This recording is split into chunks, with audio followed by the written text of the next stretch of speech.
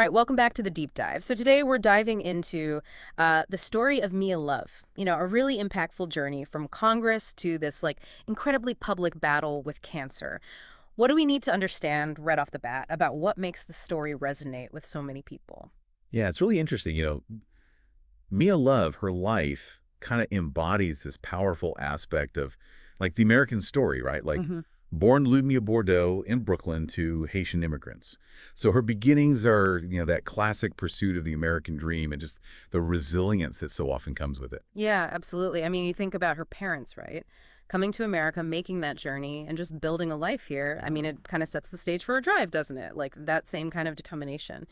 And then the move to Utah, and then her embracing the Church of Jesus Christ of Latter-day Saints. How do these totally different threads in her early life, how do they all come together? It's really fascinating to think about how all these different experiences might have shaped her worldview. Because moving to a whole new state, right, and then finding the spiritual community, it probably instilled in her a real sense of place and belonging. And it's possible that this foundation, it really informed her later commitment to public service and that importance of community connections. Right. And that commitment, it really started taking shape in Saratoga Springs, right? Starting with the city council and then she became mayor. So it's not like she just jumped onto the national stage right away. No, not at all. Her time in local politics, it really gave her this like tangible understanding of the everyday problems people face. Like, Right. the nuts and bolts of how government actually works. Yeah. This kind of grassroots experience is so crucial. It's often what makes leaders truly effective. They're connected to the people they represent. Yeah, I totally see that. Okay, so then in 2014, she wins that historic election to the U.S. House, representing Utah's 4th District. And I mean, just that fact alone, the first Black Republican woman in Congress, that's huge. What's the deeper significance there, though? Well, I think her election, it really shattered so many barriers. I mean, it really demonstrates how much the landscape of American politics is changing. Yeah. It challenges all these traditional assumptions we have about like identity and political parties. And it also placed her in a position to connect with all kinds of people, from so many different backgrounds and perspectives. Right, and that her core political principles, that emphasis on things like local decision making, limited government and personal responsibility, that further complicated how people tried to put her in a political box. Exactly, exactly. And that's what makes her story even more interesting. Yeah, totally. And this is where her story takes a turn that shows just how personal life can be, even when you're in the public eye. Because in 2022, she's diagnosed with glioblastoma. And I mean, that's a very serious, aggressive type of brain cancer. Yeah, it really is. This diagnosis, it brought a whole new dimension to her public life. And what was really remarkable was how she handled it. I mean, she navigated this incredibly tough health crisis with so much courage. She was so open about it. All the treatments she went through, I mean, the surgery, chemo, radiation, even being part of an immunotherapy trial at Duke University. It all shows how determined she was, and it really mirrors the tenacity she showed in her political career, too. And it was just recently, like early March this year, 2025, that, we got the news that those treatments weren't working anymore. And her family, I mean, they're just focused on spending time together now. It's a real reminder, of that human element behind every story, no matter how public or accomplished someone might seem. It really is. Yeah. It just emphasizes how fragile life is. Yeah. And how even people who show so much strength, who achieve incredible things, can still face these incredibly difficult personal challenges. Her willingness to be open about what she was going through, it really resonated with so many people because, it connected her to other people fighting similar battles.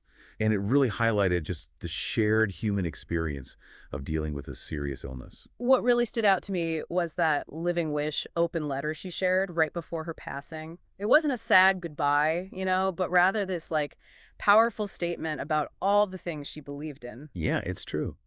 Even when facing something so difficult, she kept her focus on the good things about this country. Like the resilience of the American people, that promise of opportunity, and that enduring hope that we have here.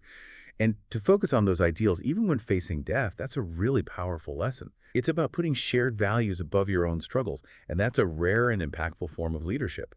And I think it resonated so widely because it echoed everything she stood for throughout her entire life. And even after she left Congress, right, after that close re-election loss in 2018, she was still involved in public life. I mean, she became a political commentator and a fellow at places like the University of Sydney. It just shows a real commitment to those issues she cared so much about. Exactly. Her continued involvement, I think, says a lot about her dedication to her principles, even outside of elected office. And, her willingness to share her thoughts and perspectives, even when she didn't have a formal position, that highlights a real commitment to civic engagement, to that back and forth of ideas. And, sometimes she even took stances that went against the majority opinion in her own party, which says a lot about her as a leader.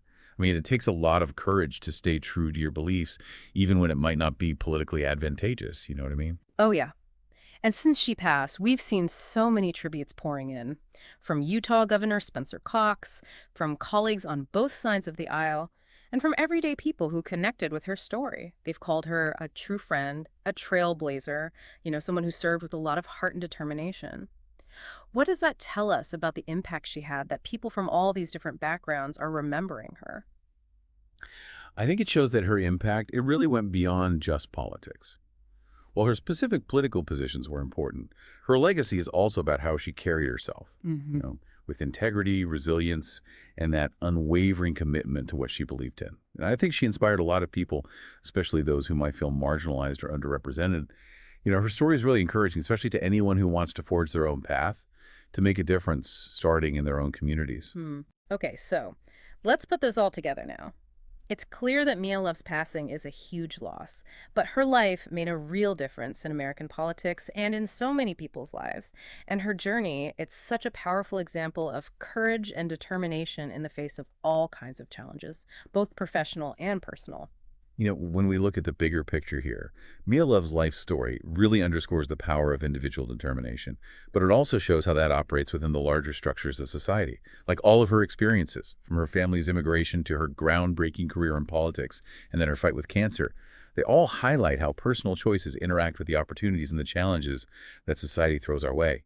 And that leads us to something really important for all of us to think about because Mia Love's journey, it shows just how powerful individual determination can be, even within the bigger context of society. Her story, it challenges us to really think about what it means to break down barriers, to stand up for what you believe in, even when you're facing those huge obstacles. So think about how her approach to both her political career and her health challenges, those incredibly personal battles, how can that inform what you do and how you see leadership and resilience in your own life? It's something really powerful to reflect on.